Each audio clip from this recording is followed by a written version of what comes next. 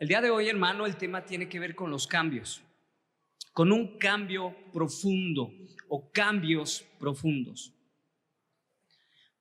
Hace unos días te voy a recomendar una película que vi con mis hijos. Ellos están yendo a clases de box y vi ahí la película y dije, bueno, vamos a ver esta. Yo no me acordaba de este personaje que, por cierto, él falleció hace una semana, hace unos días. Se llama George Foreman y su película creo que se llama George Foreman, también hay documental, pero yo no me acordaba, no lo ubicaba, entonces lo puse. Entonces, pues bueno, empieza narrando, hermano, cómo fue su vida de este personaje, cómo fue un niño que padeció, que tuvo carencias económicas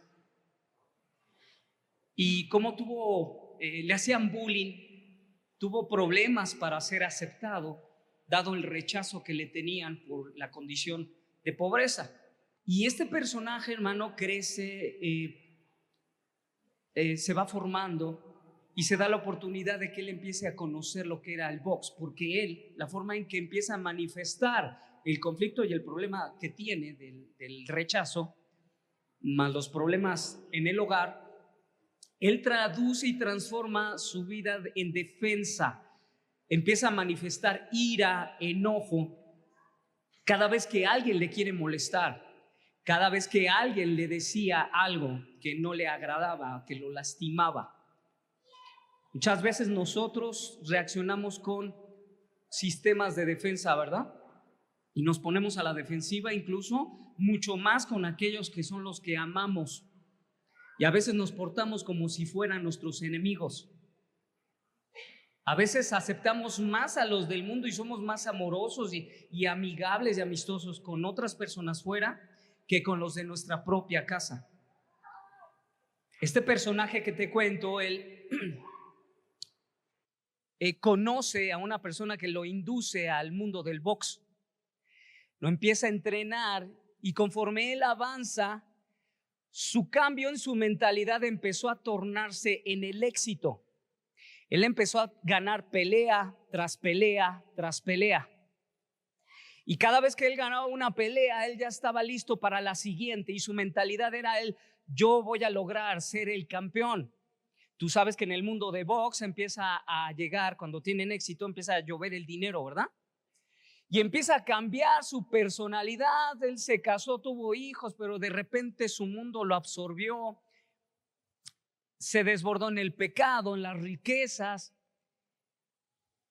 Y él se enfrenta a un gran personaje de la historia que nosotros conocemos.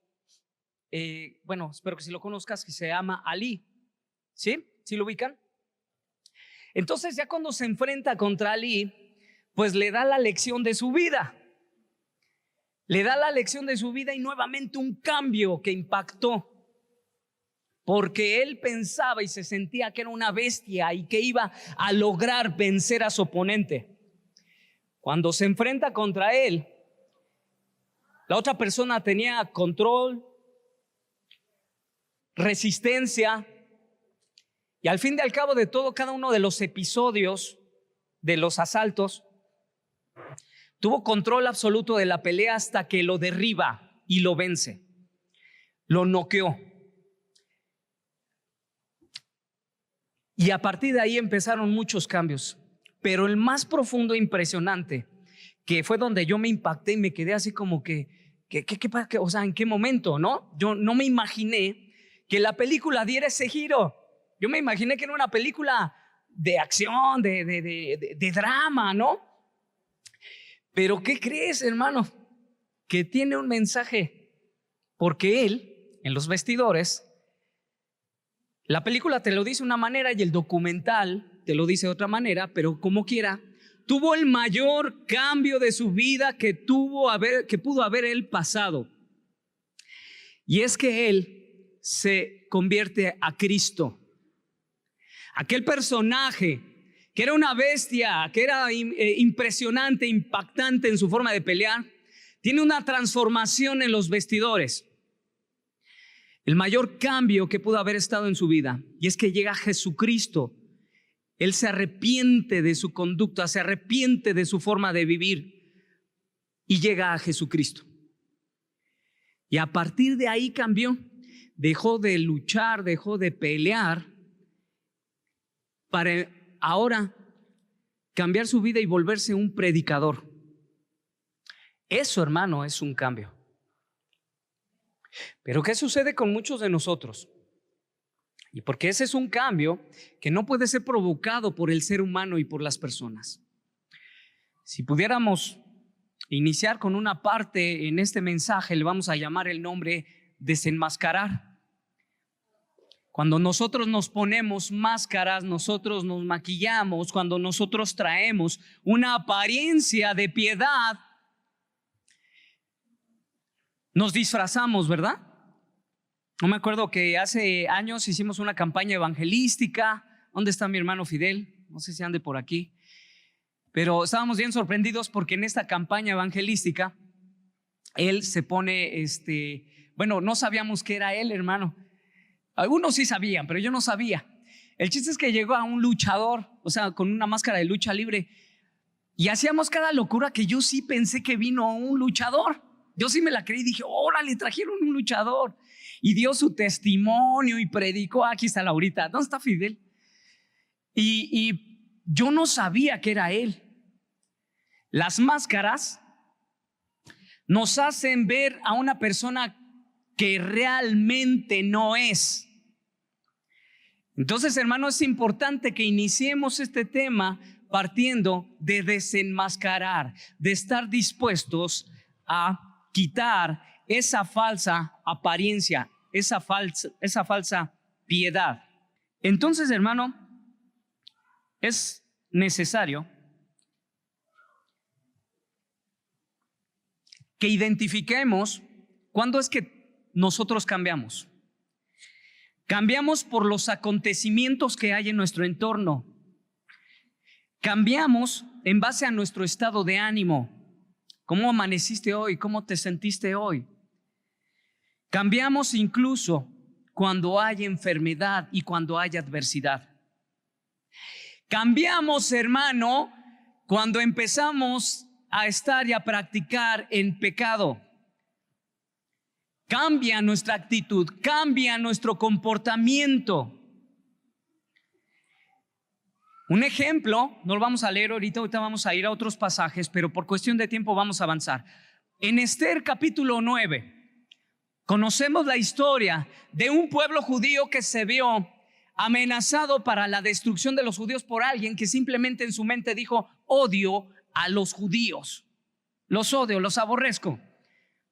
Voy a convencer al rey y vamos a mandar que los asesinen y los maten a todos, ¿no? El exterminio. No contaba con que Esther, la esposa del rey, fuera judía, ¿verdad? Conoces la historia, por eso me voy rápido. Cuando el pueblo judío se entera de tal edicto, ¿cómo cambió? ¿Cómo crees que cambió su vida, hermano? ¿Cómo se transformó? Se quitó su estado de pasividad, ¿verdad? O de felicidad. Su paz, su tranquilidad se mutó, se transformó. Dejó de ser ese pueblo que estaba tranquilo en sus casas, trabajando, ganando dinero, ¿verdad? Como lo que hacemos tú y yo día a día. Se enteran que van a ser exterminados, que hay un edicto y que el edicto del rey nadie lo puede cambiar. Cosa curiosa, hermano, tú sabes la historia. Lo padre y lo fácil que tú y yo hubiéramos buscado es: no, que cancelen el edicto, que lo quiten. ¿Lo quitaron, hermano? ¿Conoces la historia? ¿Lo quitaron? No, ¿verdad? No lo quitaron. ¿Qué logró Esther? Que el rey dictara otro edicto y dijera: ok, me equivoqué, pero ya no puedo cambiar, así que vamos a hacer. Le autoriza al pueblo judío ¿qué? Defenderse. Lo más cómodo es a veces lo que nosotros queremos realizar, lo que queremos hacer. Entre más facilito esté, mucho mejor. Entre más pasemos bien el día, la semana, disfrutemos las cosas, mucho mejor. Pero los cambios profundos requieren que peleemos, requieren que tomemos una postura de batalla. Para eso hay que realizar cambios profundos. Cuando pasa la historia, tú lees más adelante, ellos se defienden, se salvan, bueno, ahí pasan muchas cosas. Entonces en el versículo 22, ahí ya ves el cambio. Cómo Dios cambió su luto en paz, su luto en gozo, su angustia, su estrés. ¿Cuántos de nosotros esta semana o este mes hemos estado tristes, cansados, agotados, agobiados, airados, llenos de ira, de enojo, de preocupación, con falta de fe, con desprecio hacia Dios tal vez, o hacia algo, hacia un familiar? No sé, hermano, no sé cómo estuvo tu semana, pero estoy seguro que algo pasó, porque no eres un robot. Estoy seguro que algo pasó en tu semana, en tu mes, donde se notó y se vio lo que verdaderamente hay dentro de ti, donde se reflejó lo que realmente hay en tu mente y en tu corazón.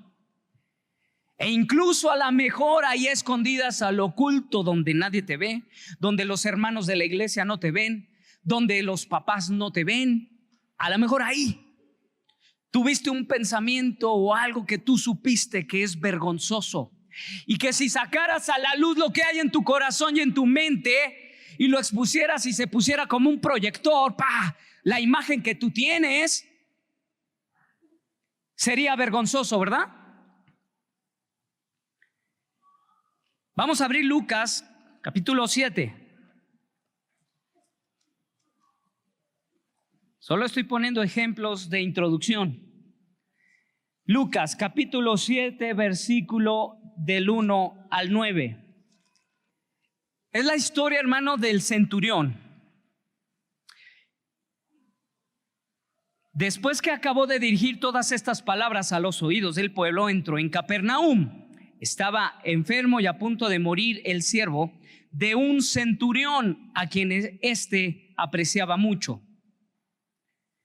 Habiendo oído hablar de Jesús, envió a donde él estaba unos ancianos de los judíos para rogarle que viniese a sanar a su siervo. Estos se presentaron a Jesús y le rogaban con insistencia, diciendo: es digno de que le concedas esto. Toma tu lugar, gracias, hermano. Si ubicas que es un centurión, ¿verdad, hermano? Para si hay alguien que no sepa que es un centurión, estamos hablando de un gentil, alguien que no era judío, de un soldado romano. No estoy seguro si sí era romano, pero sí pertenecía a las fuerzas armadas de los romanos. Era un centurión, tenía un cargo, era una persona importante. Pero ¿qué te parece que los judíos, los cuales odiaban, rechazaban el sistema de gobierno de opresión, porque acuérdate que estaban oprimidos por el pueblo romano, y ellos estaban rechazando todo lo que tenía que ver con los romanos, su sistema, su opresión, su forma de gobierno? Ellos no los querían, ahí estaban invadiendo sus tierras, les quitaron su paz, les extraían su tributo, les exigían el dinero, ¿verdad? Sus ganancias, parte de sus ganancias. Era complicada la vida que estaban viviendo en ese momento los judíos. Pero aquí entra en escena un gentil, un centurión del cual los judíos abogan por él. Pero cosa curiosa, fíjate algo muy importante. ¿Cómo es que abogan por él? Versículo 5. Porque él ama a nuestro pueblo y él mismo nos ha edificado la sinagoga. ¿Qué es una sinagoga, hermano? Piénsalo. ¿Qué es una sinagoga? Era el lugar donde era enseñanza, donde era instruido el pueblo de Dios, donde se enseñaban las escrituras. No era el templo, ¿ok? No era el templo donde se hacían los sacrificios, ¿ok? Donde se rendía todo ese proceso de sacrificios y de culto a Dios. No, una sinagoga era donde se enseñaban, se tomaban los rollos y se leían las escrituras. Se le instruía y se le enseñaba al pueblo, ¿sí? Al pueblo judío. Entonces iba, lo convencen, se compadece, va con ellos, va y se dirige, y conoces también esta historia, donde le dice el centurión: no, Jesús, tú no vengas, yo no soy digno de que tú vengas aquí. Yo soy un hombre que conoce el principio de autoridad. Escucha, hermano, estábamos viendo a alguien que conocía cómo se movía el imperio romano, un sistema de gobierno, un sistema de opresión, un tiempo en donde se la pasaron conquistando, venciendo, matando, asesinando, oprimiendo, ¿verdad? Pero él tenía claro un principio de autoridad. Este principio de autoridad, hermano, lo hizo reconocer a Jesús. Aquí debe de venir uno de los primeros cambios a nuestra mente.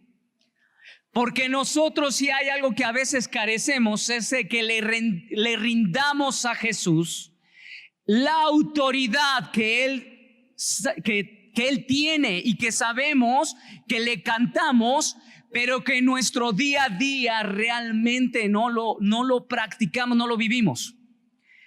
Este centurión reconocía la autoridad que representaba a Jesucristo, al punto en donde dice: yo no soy digno de ti, pero sé que eres un hombre que tienes autoridad, y basta que hables y digas, y eso va a suceder. ¿Y qué fue lo que llamó? Pero escucha, ¿qué fue lo que llamó la atención de Jesús? La fe. Versículo 9 dice: yo no he encontrado en otro lugar una fe como esta. No lo movió su humildad, ¿verdad? De decirle: yo no soy digno de que entres. No le movió el reconocimiento de que es que tú tienes autoridad, el reconocimiento. Le impresionó la fe.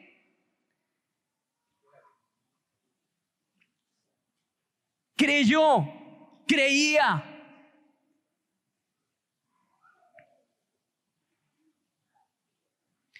Necesitamos, hermano, iniciar este tema desenmascarando lo que realmente hay en nosotros. Si no estamos dispuestos el día de hoy a quitar nuestros pensamientos, a dejar de fingir que hoy venimos como buenos cristianos, no va a haber un cambio en tu vida. Es como si pusieras la tierra dura, y quieres sembrar una semilla, pero la tierra está dura. Los cambios incluyen que muevan la tierra, que la agite, que la sacudan, ¿verdad? Que nos incomoden, para que entonces la semilla pueda entrar y pueda hacer su trabajo. Entonces, la pregunta que nos hacemos todos es: ¿tú crees, hermano, que las personas cambian? ¿Que una persona puede cambiar? Yo hoy tengo que abrir mi corazón y reconocer que me he equivocado en charlas y conversaciones. Como hemos sido heridos, lastimados a lo largo de los años, y vemos que ciertas personas tienen una conducta repetitiva, y no cambian a nuestro parecer y como nosotros quisiéramos que fueran las cosas, entonces expresamos no, es que él o ella ya no va a cambiar. No, es que esta persona es que así es, ya no va a cambiar. No, las personas no cambian, hermano, lo admito, yo he pensado así. En debilidad, ¿de qué? De fe. ¿Por qué expresamos eso? No puede cambiar. No va a querer. No va a cambiar, ¿por qué? Porque tiene que querer. ¿Sabes qué vamos a querer tú y yo? Pues solo hacer lo malo. Eso es un hecho. Nuestra carnalidad solo va a querer hacer el mal. Solo corremos a hacer lo que no es correcto. Pero si esa va a ser nuestra mirada, no va a pasar nada. No va a haber un cambio, pero lo más importante es que ahorita sigo hablando a nivel de lo que tú quieres y de lo que hay a nivel terrenal. Pero para que haya cambios deben pasar más cosas. Debe de suceder algo. Nuestra atención no debe de estar centrada en las personas. Nuestra mirada, hermano, debe de estar centrado en Dios. Vamos a Segunda de Reyes, capítulo 25.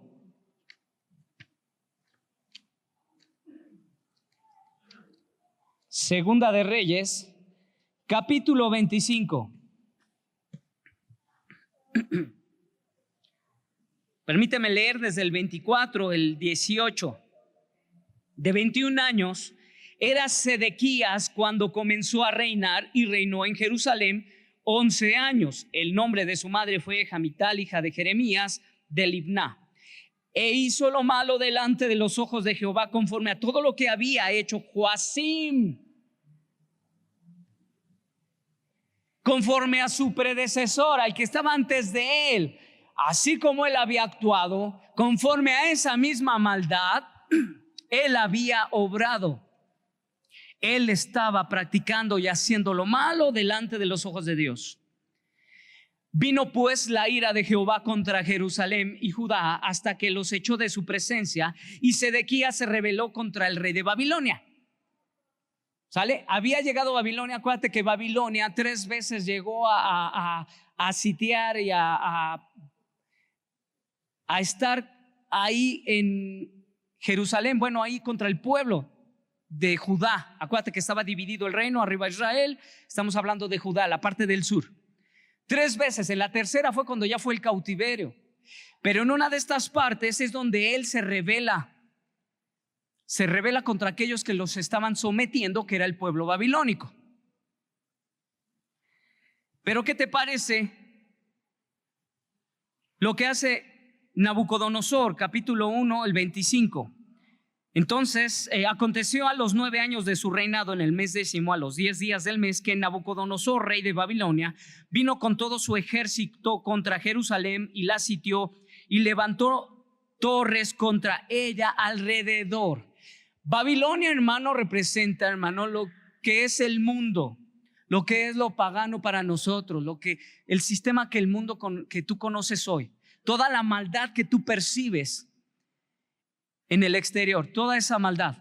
¿Y qué sucede, hermano? Que a veces nosotros, por nuestras acciones, por nuestra maldad, permitimos que se provoque eso en nosotros, que nos sitie nuestra mente. Empezamos a tener una cautividad profunda en nuestros pensamientos, porque nuestras acciones nos llevan a eso, donde no podemos dejar de pensar y dejar de practicar lo malo, porque más allá de un hábito, hemos permitido que sitien nuestros pensamientos.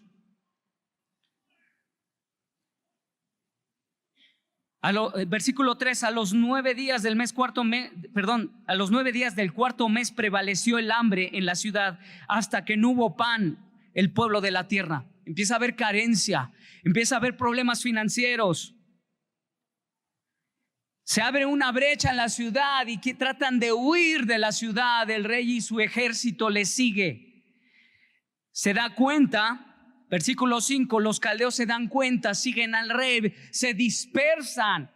Aquellos que lo iban a defender, aquellos que iban a pelear por el rey, ¿verdad? A veces en las familias parece que somos la batalla, como si la guerra estuviera en nuestra casa, en nuestro trabajo, en nuestra iglesia. Pareciera que la guerra somos entre nosotros para ver quién gana, quién tiene la razón. Y de que el que gane se lleva el reconocimiento.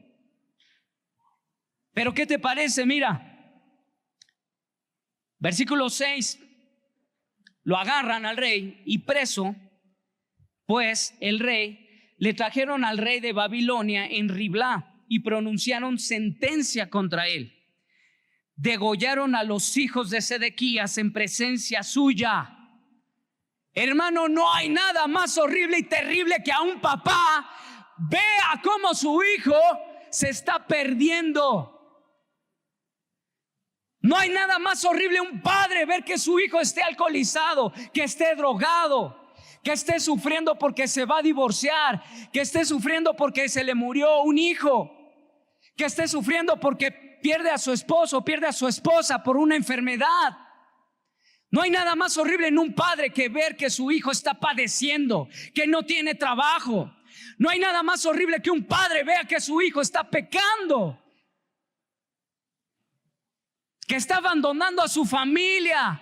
Y ahí está el papá: ¿acaso yo te enseñé eso? Que seas infiel, que dejes a tu familia, que escapes. Y aquí, viendo a su papá cómo degollaban a sus hijos, lo vieron. Es que el diablo, hermano, no va a tener misericordia. No va a haber buenos términos. Y a Sedequías, después de que vio eso, ¿qué crees que pasó? Le sacaron los ojos. Yo sé que está bien morboso la escena, ¿verdad? Pero fue lo que pasó, hermano. Cuando sacan los ojos, ya no podía ver. Hermano, cuando es cautivada nuestra mente, quedamos impotentes, quedamos pasmados, congelados, helados, y ya no podemos ver que va a haber luz, ya no podemos ver que hay esperanza, ya no podemos ver que podemos cambiar, que la situación va a mejorar. Ya no podemos. Nos sacan los ojos, nos quita la situación, vemos desesperanza y dejamos de ver a Dios, dejamos de creer en Él. Nuestra fe y nuestra confianza se transforman. Empezamos a mirar al piso y las circunstancias de la vida. Y atado con cadenas lo llevaron a Babilonia. ¿Cuántos de nosotros, hermano, el día de hoy estaremos atados todavía? O incluso como hábitos, ¿verdad? Como los elefantes que les quitan la cadena. Bueno, antes había circos así, ¿verdad? Ya no. Y nada más íbamos al circo y veíamos al elefante así. Ay, ¿por qué se moverá así? Bueno, ya hasta que sabemos, ¿verdad? Que es por tanto tiempo estar con las cadenas, ¿no? Se habitúan a estar atados, ¿verdad?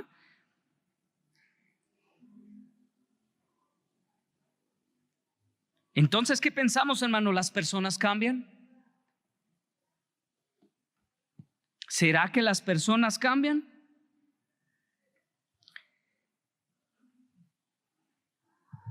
Vamos a brincar al versículo. Déjate menciono algo así. Déjame hacer un paréntesis. En ese mismo capítulo 25, del versículo, del 8 en adelante, que es la cautividad de Judá. En el 9 se quema la casa de Jehová, queman la casa del rey, todo en llamas, destrucción total. Derriban los muros, ya no hay que proteja, ya no hay nada que cuide. A partir del 13, en el 12 menciona cómo dejan a los pobres a que labrasen la tierra y los dejan y se llevan a todos los demás. 13, quebraron los caldeos las columnas de bronce que estaban en la casa de Jehová. Y una descripción del templo. Este es el paréntesis. El templo, acuérdate que viene David, pelea, tiene batallas, ¿sí, amén? Tiene muchas guerras, tiene que estar peleando contra otros pueblos para que el pueblo tuviera libertad, que fuera próspero. Porque tenían muchos enemigos. ¿Sí, amén? Entonces, David convoca y junta riquezas para la construcción del templo. ¿Sí, amén? Pero él no lo construyó, ¿estás de acuerdo? ¿Quién lo construyó? Salomón. Salomón construye el templo con el trabajo de lo que había juntado su padre. E hicieron un templo increíble, lleno así, impresionante, digno para ellos de la presencia de Dios, para que ahí hicieran todo lo que hacían en el tabernáculo, todo ese procedimiento para que la presencia de Dios descendiera. El templo era relevante, era importante, y lo que había en el corazón de David era levantar el templo. Pero no le dieron ese privilegio, se lo dieron a su hijo. Y tú conoces la historia, su hijo lo levanta, era hermoso, era bellísimo, y este es el templo que estamos viendo, del cual extraen todo lo que había en el templo y se lo llevan a Babilonia. Todas esas riquezas que había en el templo, en las casas del rey, todo fue sustraído. Así pasa con nuestra vida. Cuando hay conflictos, te roban y te quitan todo lo que quiere el diablo, robarte lo más valioso que hay en ti. Lo más valioso que hay en ti. La pregunta es, ¿qué es lo que hay en ti? ¿Cuál es el tesoro de tu corazón? ¿Cuál es el tesoro que hay en ti, hermano? Y empezamos a hacernos preguntas, ¿por qué? ¿Por qué pasó por qué hubo esa maldad? A ver, ¿por qué fue lo que provocó la ira de Dios? Y ahorita lo vamos a ver más adelante. Versículo 28 y 29, desde el 27. Aconteció a los 37 años del cautiverio de Joaquín, rey de Judá, en el mes de 10º, en los 27 días del mes, que Merodac, rey de Babilonia, o sea, ya no estaba Nabucodonosor, él tomó su lugar. En el primer año de su reinado libertó a Joaquín, rey de Judá, sacándolo de la cárcel. Y le habló con benevolencia y puso su trono más alto que los tronos de los reyes que estaban con él. ¿En dónde, hermano? En Babilonia. Lo sacó de la cárcel y le empezó a dar de su comida y lo puso ahí con los otros reyes que estaban cautivos con él. ¿Pero en dónde? En Babilonia. Le cambió los vestidos de prisionero y comió siempre delante de él todos los días de su vida. Diariamente le fue dada su comida de parte del rey de continuo, todos los días de su vida. No padeció. No, pareciera, wow, que no queremos eso. No padecer. Ahí te dejo de tarea que estudies, por favor, quién era Joaquín. Porque ahí está gran parte del punto de esto. Puedes cambiar externamente las condiciones, pero internamente puede que no haya cambios. Puede que te esté yendo bien, que ya no haya carencia, que ya no tengas problemas, conflictos, tribulaciones, ya, por fin un momento de paz. Pero ¿en la casa de quién? ¿En qué lugar? Yo lo único que quiero es morir en paz. ¿Sí, hermano? ¿O será que va a empezar a haber cambios en tu vida y decidas como lo hizo el apóstol? ¿Quién fue el que estuvo preso? ¿Pablo? Que estuvo preso y encadenado, encarcelado, pero libre completamente. O libre en la casa del rey, comiendo bien. ¿Cómo? Puede haber cambios en tu vida, hermano, pero solo externos, pero realmente no haber cambios profundos en tu interior. ¿Por qué somos cautivados entonces? Aquí empezamos en este punto. Entonces, ¿por qué? ¿Por qué es cautiva mi mente? ¿Por qué despierta la ira de Dios para que después yo sea cautivado? ¿Cómo es eso? Jeremías 36. Aconteció en el 4º año de Joacim, hijo de Josías, rey de Judá, que vino esta palabra de Jehová a Jeremías diciendo: toma un rollo de libro y escribe en él todas las palabras que te he hablado contra Israel y contra Judá y contra todas las naciones desde el día en que comencé a hablarte, desde los días de Josías hasta hoy. Quizás oiga la casa de Judá, quizá escuche. Quizá preste atención ¿a qué? A las palabras de Dios dadas, citadas a Jeremías. Quizá oigan, ¿verdad?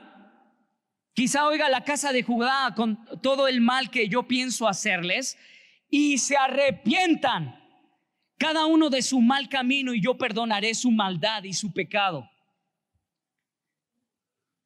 Y bueno, te voy a narrar para avanzar. Viene Baruc y le dice: escribe todo lo que te voy a decir, porque Dios me va a hablar, escribe. Tú imagínate el rollo, eran pliegos de piel, era piel pegada y estaban así enrollada para transportarlos fácilmente. Entonces así, y a escribir, ya empezaba a dictar. Sí, amén. Las palabras que Dios le estaba dando a Jeremías. Y entonces fue y se las leyó al pueblo. Es bien tremendo todo esto, hermano, porque previo a eso el rey había hecho una convocación al pueblo para ayunar. Pero hermano, ¿tú crees que a este rey, que ahorita vas a ver lo que hizo, le importaba realmente que el pueblo ayunara? ¿Sí saben qué es el ayuno? Sometimiento de la carne, dejar de comer o de hacer actividades que comúnmente uno está haciendo para dedicarse a la devoción con Dios.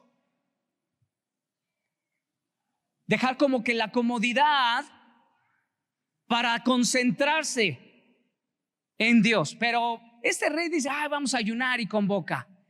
Pero estaba haciendo algo que hacen comúnmente los gobiernos.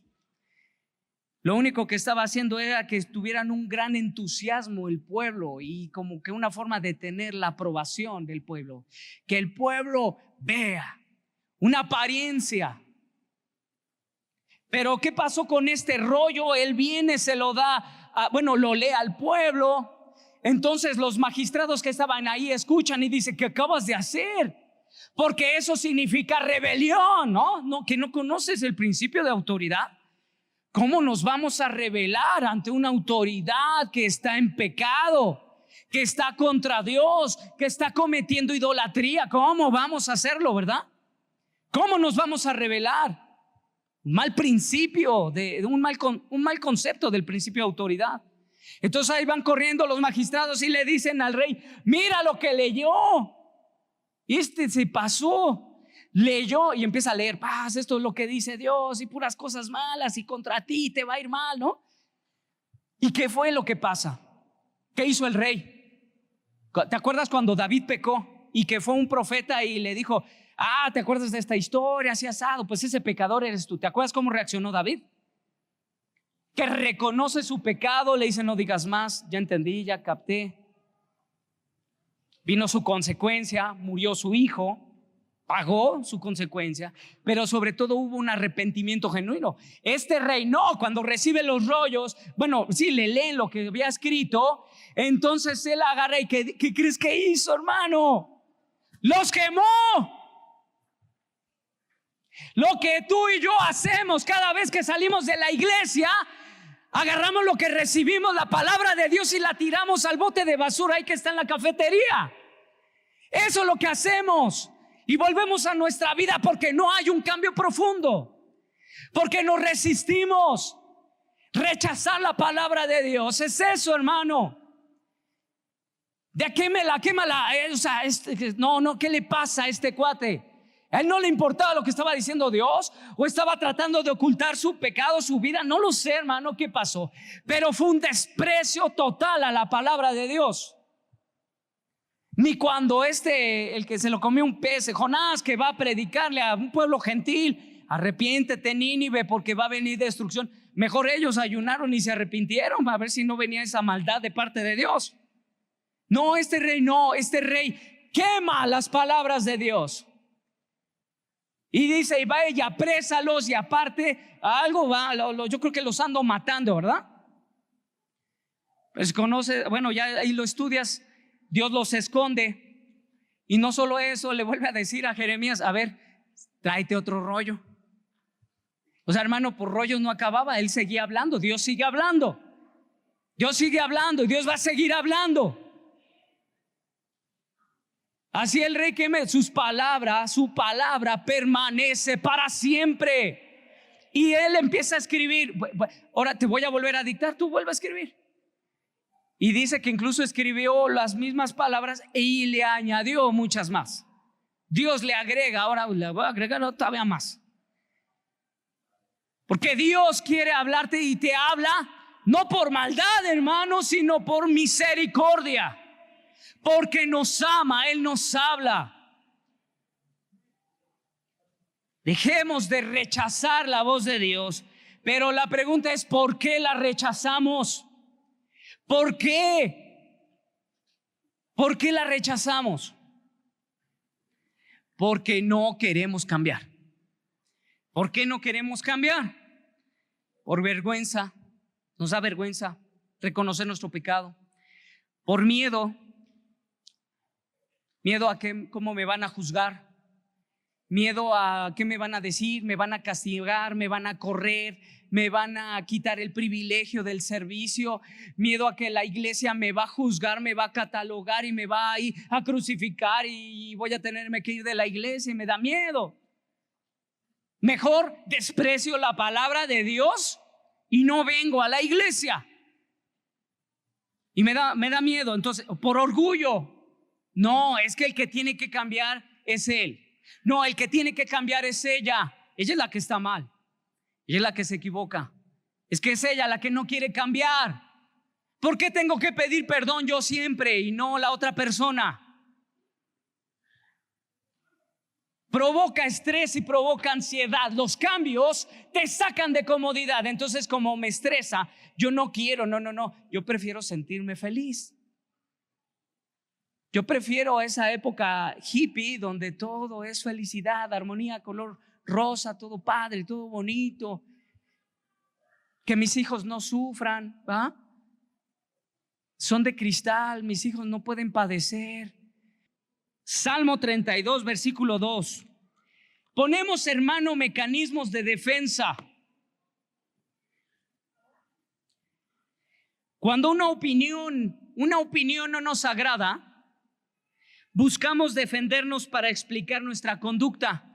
Como me incomodó lo que me dijeron, entonces voy a apelar en mi intelecto, mi superinteligencia, mi superconocimiento y voy a justificar mi conducta. No reconozco, no estoy dispuesto a cambiar, me incomoda. Entonces yo digo, no, esta opinión está mal. Chécate cómo la mía va a ser mejor. Chécate cómo mi opinión va a ser más convincente, con mayores argumentos. Cuando un suceso nos coloca en posición, usamos la negación como mecanismo defensivo. Tú tienes que cambiar porque tienes que reconocer que estás mal. No. Entonces digo, no, yo no lo hice, yo no fui. No, yo no fui. Tú eres el culpable. Bueno, primero hay negación, ¿va? Primero eso, no, yo no fui. Toma, mira, te lo demuestro. ¿Fuiste tú? No, pero fue por tu culpa. Pero fuiste tú, es que tú me provocaste y fue por ti que yo hice esto, que reaccioné así. Pero siempre buscando la forma de aludir, la forma de negar. Cuando hay luchas grandes internas, hay una batalla tan fuerte, tan grande, robo, pornografía, mentira, murmuración, un gran problema, ¿va? Muchos de nosotros aquí ya tenemos ahí nuestra etiquetado nosotros mismos de saber cuál es nuestra área, ¿ve? Y ahí, ¡pum! No te la pegues en la frente, nada más tenla presente. Entonces desenmascárate y di, sí, este, este es el mío. Me gustan las novelas del 2. No es cierto. No, cualquiera que sea tu área, es que, ¿cómo le llaman? Pecado culposo, ¿no? Es que tengo un pecado culposo, ¿no? Dice, tengo un pecado culposo, me gustan las caricaturas y… No. Ahí ten lo que tú sabes. ¿Cuál es esa batalla grande? Porque ¿qué es lo que sucede? ¿Cómo reaccionamos ante ella? Cuando tenemos una gran batalla, entonces nos volvemos…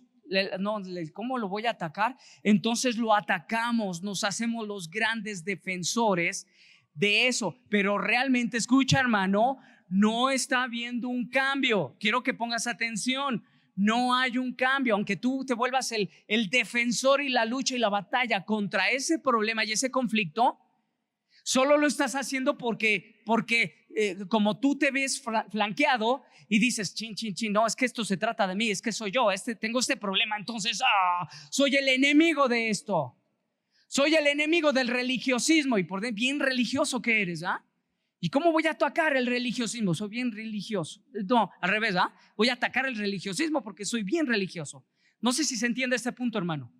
Nos volvemos defensores atacantes de aquello que es nuestra área, pero no está habiendo un cambio. Pon atención, no está habiendo una transformación. El problema sigue ahí. El problema sigue ahí. Salmo 32 dijimos, Salmo 32. Capítulo 32, versículo 2 al 6. Bienaventurado aquel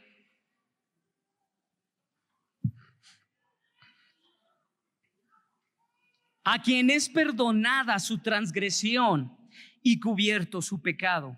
Bienaventurado el hombre a quien Jehová no imputa iniquidad y en cuyo espíritu no hay doblez. Mientras callé, se consumieron mis huesos en mi gemir todo el día. Cuando tú te callas, hermano, cuando tú no expresas a Dios, no confiesas, no declaras, lo retienes, se van a consumir tus huesos. E incluso muchas enfermedades, hermano, que a veces tenemos, son porque nos callamos y nos contenemos. E incluso en vez de cambiar, lo que hacemos es de que nos tragamos el problema, nos callamos la boca, y en vez de confrontar la situación de la forma en que la palabra de Dios nos va a ayudar, nos va a inspirar con sabiduría, ¿qué hacemos? Estado defensivo, me callo la boca, no digo nada. Y pienso que eso es decir que prefiero eso a no pelear, a no discutir. Pero no está pasando nada, solo es un sistema defensivo, pero no está habiendo un cambio. Por lo tanto, el problema, el conflicto, ¿qué crees que va a pasar? ¿Qué va a volver a suceder con ese pecado? Se va a volver a repetir una y otra vez. Y entonces es cuando declaramos y decimos: las personas no cambian. Las personas no pueden cambiar. No cambian, no existe. ¿Qué versículo? 2, ¿verdad?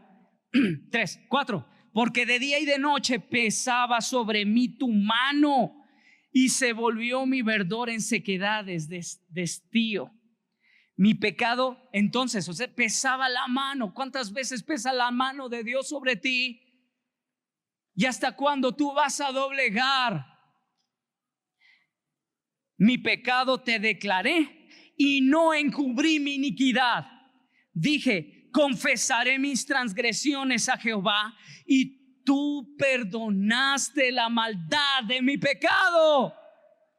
Ese es el cambio transformador, hermano. Y dice el 6, por esto, y mira cómo cambia, mira dónde lleva el cambio, mira dónde lleva este cambio.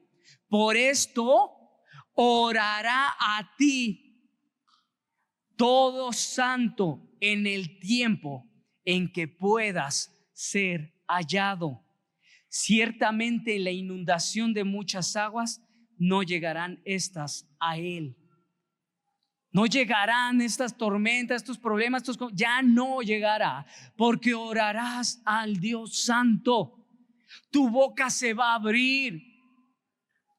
Vas a empezar a hablar con Dios sin necesidad de que te obligue o te orille la mamá, el esposo, la esposa, el hijo. Vas a empezar a hablar con Dios. Hermano, si no hablas con Dios, pon mucha atención, por favor. Porque nosotros tendemos a hacer una imitación. ¿De qué sirve una imitación? Una iglesia, imagínate que estuviera llena de muy bonitos cristianos, de una padre congregación, hombre, bien amorosa, bien bonita, huelen rico, se visten bien. Cuando entre alguien nuevo, ¿qué crees que va a decir? Pues aquí está padre, cantan bien bonito, su sistema de audio está bien padre, huelen bien, sus baños están bonitos, son bien buena onda. No, hombre, es que qué padre congregación. Entonces, ¿qué voy a hacer yo? Y yo quiero ser como ellos. ¿Y qué crees que va a pasar? Que van a imitar el comportamiento y la conducta. Pero no hay un entendimiento de lo que se hace y de por qué se hace. Incluso el preguntar, ¿por qué? ¿Por qué no podemos hacer las cosas diferentes? ¿Por qué suceden aquí las cosas? ¿Por qué en la iglesia pasan las cosas de la misma manera? No lo sé, pero aquí así lo hacen. Aquí levantan las manos, aquí aplauden, aquí como que oran. No, porque nada más cierran los ojos a saber si están orando, pero oran. Ellos dicen que oran. Algunas usan velo, se ven bien raras, pero ya es anticuado. ¿Por qué? ¿Quién sabe? Están medio loquitas, son bien religiosas. Y así, hermano, cada acto. Ya hasta hablan mejor que uno. Ya está. Dios le bendiga, hasta con más honestidad y sinceridad. Dios le bendiga, ¿cómo estaba? Pero, hermano, no hay cambios. Incluso a lo mejor ni cristiano es. Cuando hablamos nosotros aquí en la iglesia de membresía, hermano, no son afiliaciones del SAMS. No, perdón, ya hice comercial. No son afiliaciones, hermanos, tiene que ver es otra situación, nada que ver con eso. No te resistas a esa situación, no tiene nada que ver, ni siquiera eso te hace cristiano, no cristiano. Es que eso tiene que quedar, hermano, claro. ¿Qué es lo que hacemos en este lugar y por qué lo hacemos? Y si tú, hermano, no sabes por qué hacen las cosas aquí, por qué las hacen, para eso hay cursos. Para eso hay hermanos que te pueden predicar la palabra de Jesucristo. Ese es el evangelio y por medio de ahí el mensaje. Ahorita vamos a avanzar a eso. Ahorita avanzamos a eso.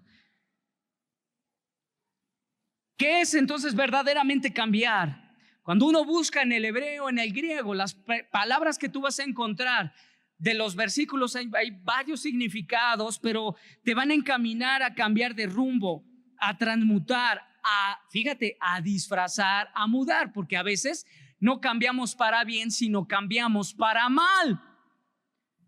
Y a veces no solo cambiamos nosotros, nos cambian otras personas, nos cambian una entidad, un demonio, un espíritu.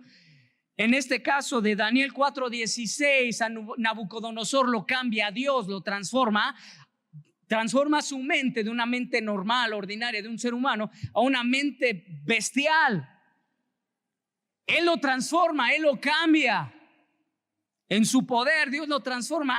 Te quieres dar la gloria, qué poderoso, qué grande eres, Y eso estamos hablando de un gentil, nada que ver con el pueblo judío. Dios es soberano de soberano, Él es rey de reyes. Nabucodonosor se tenía que someter y él, sin embargo, se engrandece. Pues aquí está, para que sepan quién es Dios.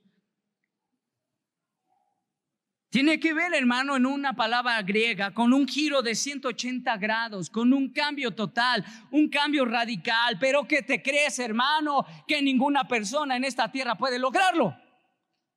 No podemos lograrlo, por eso humanamente decimos, la gente no puede cambiar.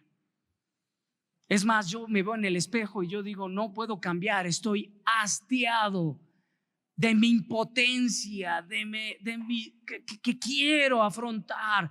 Quiero ser diferente, Dios, y no puedo. No dejo de pensar en aquello que te ofende, que te lastima, que lacera a mi familia. No puedo dejar de hacerlo. Segunda de Reyes 25:29. ¿Qué es entonces, hermano, lo que nos mueve?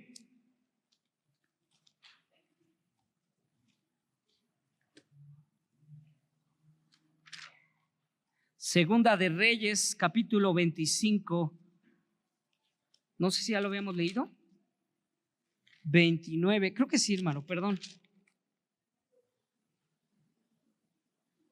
Sí, ya lo habíamos leído. Pero quiero resaltar esto, hermano. Puedes estar, escucha por favor, puedes estar haciendo incluso lo correcto. Puedes estar haciendo lo correcto a los ojos del hombre, pero no a los ojos de Dios. Los cambios comienzan en el corazón, los cambios profundos inician ahí. No se trata de cuánto bueno puedes tú hacer para Dios, cuántas cosas buenas voy a lograr hacer, cuántas obras de misericordia voy a hacer, cuántas obras de buena apariencia, de santidad puedo lograr hacer para Dios, sino cómo cambian las estructuras más profundas de nuestra vida. Si no comprendo la razón espiritual de la vida nueva, no cambiaré en lo absoluto. Solo voy a reemplazar un hábito por otro. Voy a cambiar de religión por otra. Voy a cambiar de esposa por otra. No es cierto. Primera de Corintios 2:15. En cambio, el espiritual discierne todas las cosas, pero él no es enjuiciado por nadie, porque es espiritual. Tendemos a juzgar, siempre va al religioso, a todo mundo va a juzgar. Nosotros somos bien buenos para juzgar a todos. Pero hermano, el que es espiritual, difícilmente va a ser juzgado por los demás. Porque es una persona espiritual, porque es una persona que teme a Dios. Primera de Tesalonicenses 5.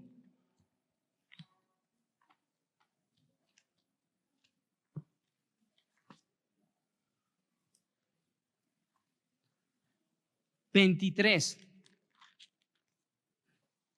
Dios, hermano, nos santifica armónicamente, hermano. Dice el 5:23. Y el mismo Dios de paz os santifique por completo, y todo vuestro ser, espíritu, alma y cuerpo sea guardado irreprensible para la venida de nuestro Señor Jesucristo.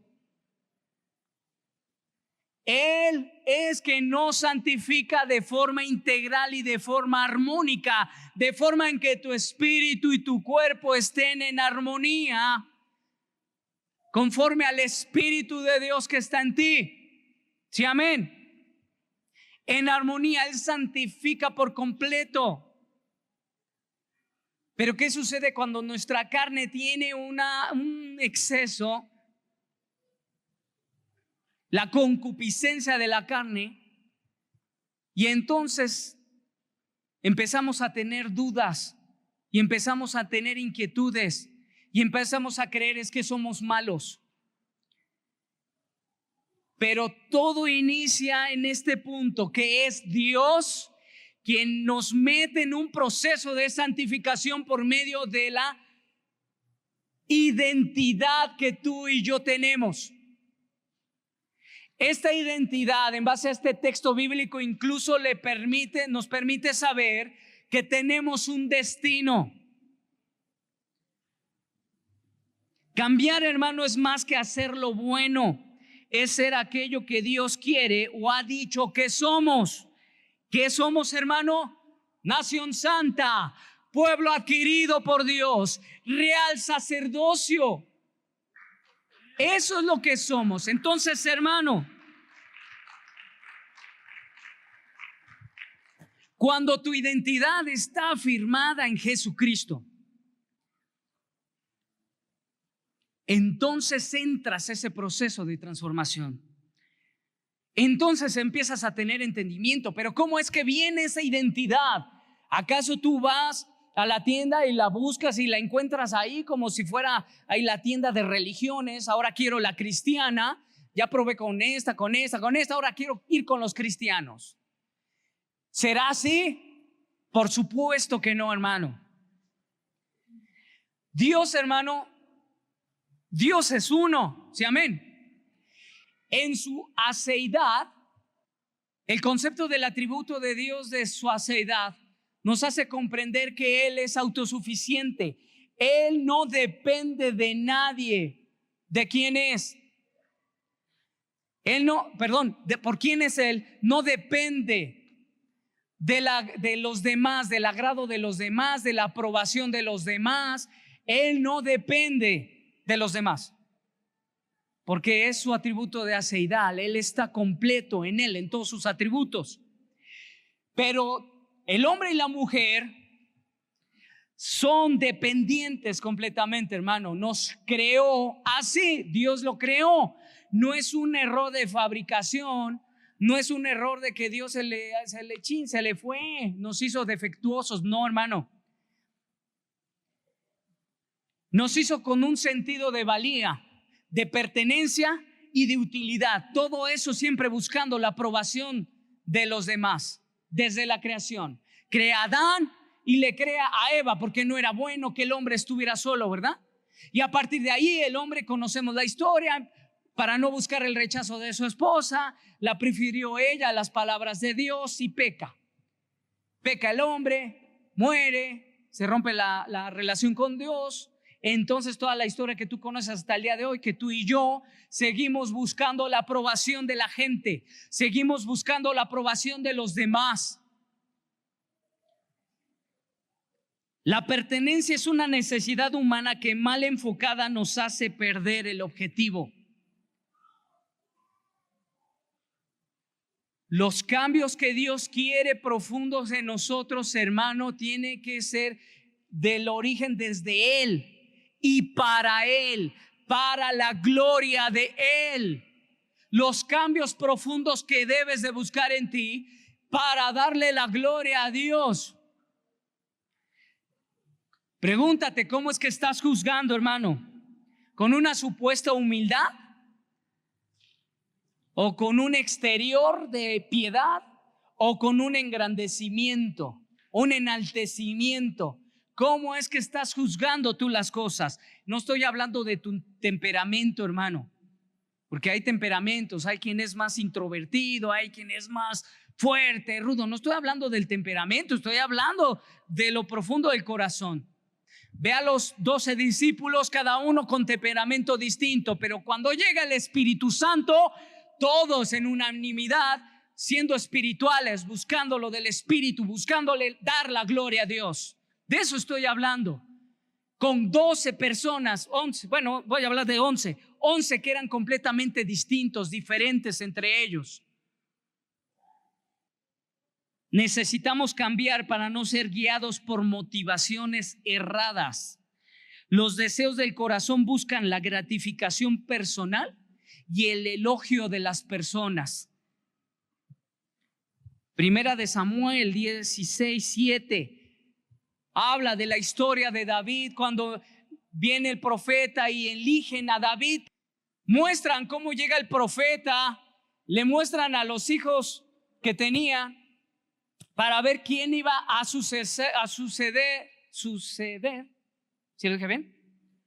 A Saúl. Saúl lo rechazan, lo reprueban, y entonces Dios le dice: te voy a decir a quién voy a elegir. Van, le sacan ahí a los hijos que tiene. Isaí le dice: mira, estos son mis hijos. Ay, ok, sí están bien fuertes, bien grandes, bien guau, ¿no? Buena apariencia. Y dice: no, aquí ¿a qué no tienes otro hijo? Conoces la historia, le traen a David, porque le dice: tú no juzgues la apariencia exterior, porque lo que yo miro es el corazón. Dios mira tu corazón, Dios mira tu mente.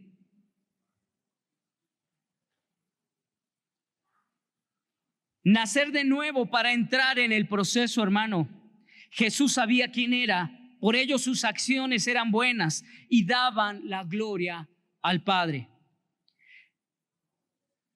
Transformación es tener cambios de mis afectos.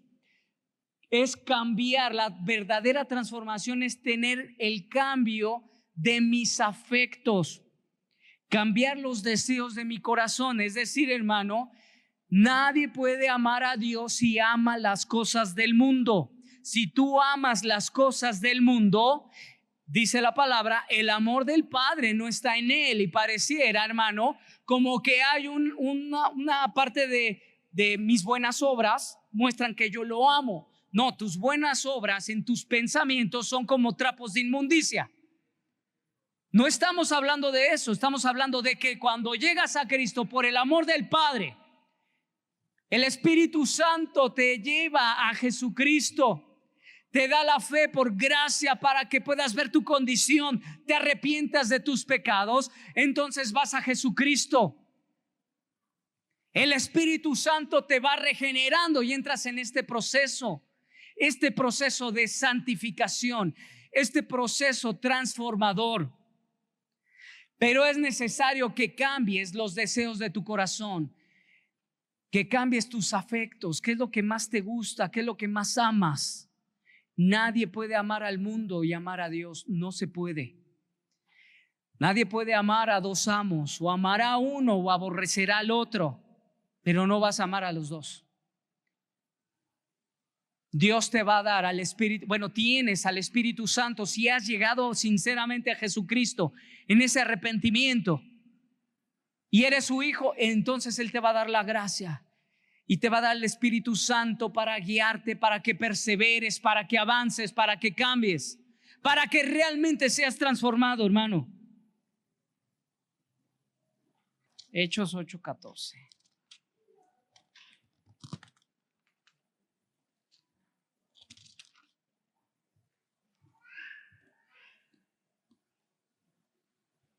Cuando los apóstoles que estaban en Jerusalén oyeron que Samaria había recibido la palabra de Dios, enviaron allá a Pedro y a Juan, los cuales descendieron y oraron por ellos para que recibiesen el Espíritu Santo, porque aún no había descendido sobre ninguno de ellos, sino que solamente habían sido bautizados en el nombre del Señor Jesús. Entonces le imponían las manos y recibían el Espíritu Santo. Cuando vio Simón que por la imposición de las manos de los apóstoles se daba el Espíritu Santo, les ofrece dinero, diciendo: dadme también a mí esta potestad para que cualquiera a quien yo imponga las manos reciba el Espíritu Santo. Entonces Pedro le dijo: tu dinero vaya contigo a la perdición, porque has supuesto que el don de Dios se obtiene con dinero. No tienes tu parte ni suerte en este asunto, porque tu corazón no es recto delante de Dios. Arrepiéntete pues de esta tu maldad y ruega a Dios si quizá te sea perdonado el pensamiento de tu corazón. Porque veo que estás en hiel de amargura y en ataduras de maldad. ¿Qué tal, hermano? ¿Cómo estaba su corazón? Respondiendo entonces Simón dijo: rogad vosotros por mí al Señor para que no me sobrevenga nada de esto que habéis dicho. Y ellos, habiendo testificado solamente y hablando la palabra de Dios, se volvieron a Jerusalén y anunciaron el evangelio en muchas poblaciones de los samaritanos. Pero mira, hermano, este personaje estaba viendo lo que estaba sucediendo. Puede haber en la iglesia imitaciones de lo que está pasando, de que está sucediendo.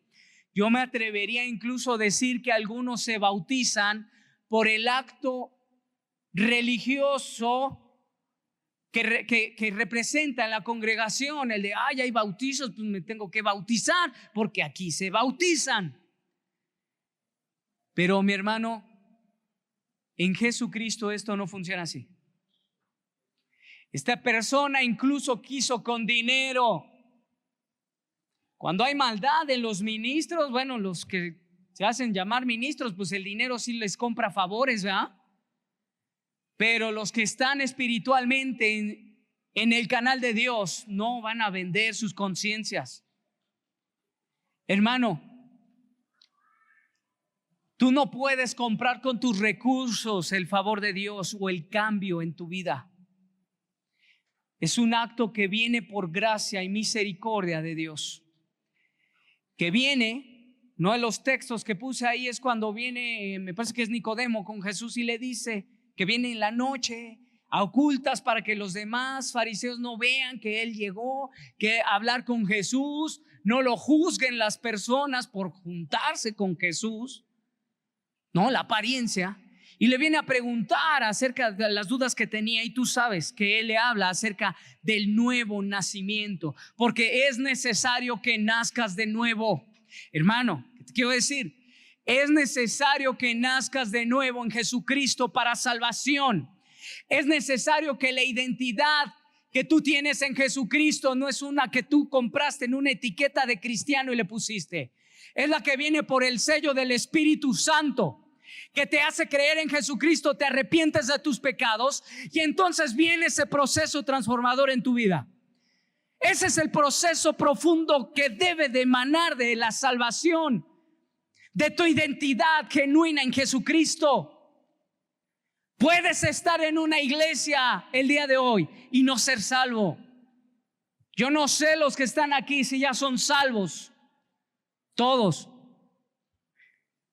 Dice la palabra, por sus frutos los conoceréis.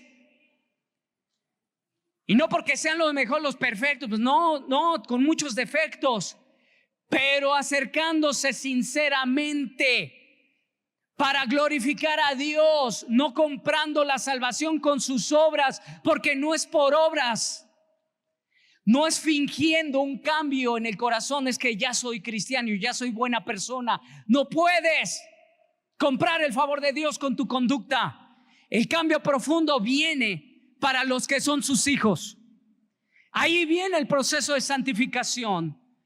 Para ti, iglesia, que eres de Cristo, que tienes identidad, que tienes destino en Jesús, para ti el mensaje es: cambia lo que amas. Supervisa, analízate. Cambiar es llegar a amar lo bueno y no solo hacer lo bueno. Para eso necesitas amar a Dios. Pero Dios ya te amó primero. Solo recuerda eso.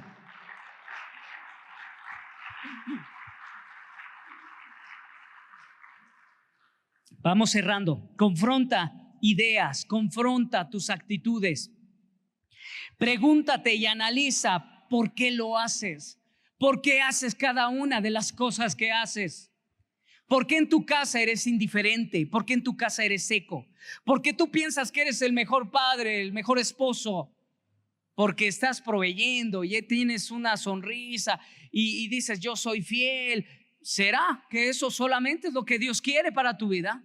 ¿Será verdaderamente que hay un profundo cambio en tu ser?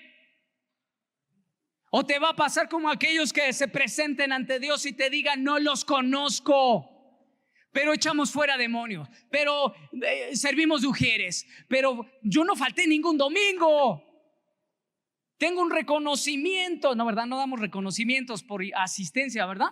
Pero imagínate que diéramos aquí: ay, hermano, no ha faltado su reconocimiento, y se lo quieras presentar a Dios. Eso no te va a salvar. Solo la sangre bendita del Cordero que fue derramada, los méritos de Cristo en la cruz, porque el amor del Padre se derramó cuando envió a su Hijo, su misericordia a tu vida. Llega a la cruz, lo resucita con el poder del Padre para darnos salvación eterna a ti y a mí. El cambio profundo de tu corazón y de tu mente viene de Él. Deja de amar lo que es del mundo. Tú no eres del mundo. Tú no perteneces a este lugar. Ora, lee la palabra con tu familia. No temas, no seas orgulloso. No seas orgullosa. ¿Qué me vas a enseñar si eres bien grosero? ¿Qué actitud vas a tener si eres un mal esposo, un mal papá, un mal hijo? No, hermano, no rechaces. El proceso de cambio viene por medio de la oración, reconocimiento de Dios, como lo hizo David. Dios, me arrepiento, perdóname. Perdona mi maldad. Perdona mi hipocresía. Perdona mi iniquidad. Perdona mi falsa piedad. Yo no quiero ser un sepulcro que esté blanqueado, bien bonito al exterior, pero muerto por dentro. Yo quiero estar lleno de tu vida, aunque sea despreciado por el mundo, Aunque los de la iglesia me rechacen por ser muy espiritual, que me hagan bullying cristiano, voy a buscar la palabra de Dios y a sumergirme porque amo lo que Él ama. Amo sus palabras. Ya no amo lo que yo siento, lo que yo pienso, ya no mi estado, ya no voy a ponerme en el centro. El centro eres tú.